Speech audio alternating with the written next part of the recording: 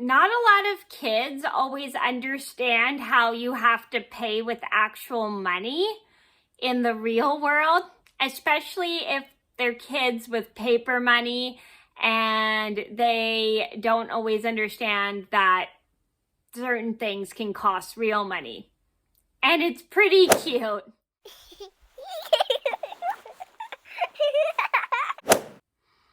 Hi everybody, it's Mena. Welcome back to my channel, or if this is the very first video that you're seeing of me, then welcome to my channel. Please be sure to hit that subscribe button down below if you didn't already. I post every day except for Tuesday and Friday afternoon sometimes, excuse me.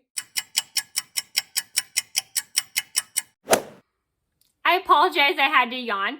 Anyway, today in this video, I have kind of an adorable story about how a group of kids decided to try to pay me for my knitting with paper money when it actually costs real money. So this was a really cute story about how I was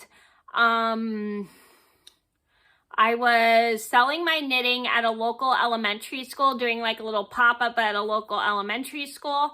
And these kids came up to me. I was selling some of my work at the elementary school, and they decided they wanted to try to pay me with paper money when everything that I was selling was actually costing real money and not like paper money like what they had. And I thought that was pretty funny because it was really cute, and I just thought it was kind of funny and cute at the same time because these kids didn't really understand that everything was costing real money, but not like actual paper money like of what they had. So this is a story just to teach you guys that sometimes not all kids understand when you have to pay for things in the real world. You can't always use like fake paper money. You have to use real money in order to pay things. And it's kind of cute when kids try to pay you with paper money when things cost actual real money, and you got to let them know that so they understand, especially if they're probably like around 8, 9, or 10 years old. Not a lot of kids understand how to pay for things in the real world. So you got to kind of explain it to them so then they understand that if they try to pay you with fake paper money, they have to understand how in the real world they have to pay with actual real money. So I'm going to get started, and I hope you guys enjoy the video.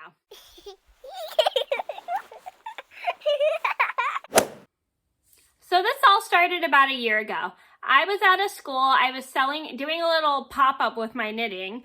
I do pop-ups with my knitting, meaning I sell my knitting at these little events, and sometimes I do it at local restaurants, or I do it at at local stores and stuff to bring business and stuff. So, and this time I was doing it at a local elementary school in a different city. And as I was working, getting all my knitting set up and everything ready and out, a teacher comes by with her student, and it was really cute. The kids were just all excited, and I volunteered at this school before. And so I saw them, and they were all really excited, and they wanted some of my knitting. And they're like, "Do you take money?" And I say, "Yeah, I do." And they're like, "Can we pay you right now? Can we get something?" And I knew these kids didn't have actual real money on them. They wanted to pay me for some of my stuff with the paper money. And I was like, because I volunteered in this classroom. So I politely tell the kids, I'm sorry. I don't take the money you have. I have to take actual real money because I'm selling this stuff. So they all understood, and I just thought it was really cute how they all tried to pay me with paper money, but I had to explain to them how like everything costs like real money. They couldn't just pay me with the paper money because the paper money was for them to keep. And they were doing like a job practice in their class, like being employed as a student and learning how to make their own money. And it was really cute. So these kids just got confused and thought that I would accept paper money. And I just thought it was really, really cute. And I thought it was kind of funny at the same time because these kids were kind of like new to like paying with actual real money. They didn't really understand that they needed real money in order to buy some of my knitting, because I sell it for real money, not paper money. But I just thought it was above all cute. So once they understood that, they didn't want to buy anything, but it's okay. I mean, it just happens. You got to just explain to kids so then they understand.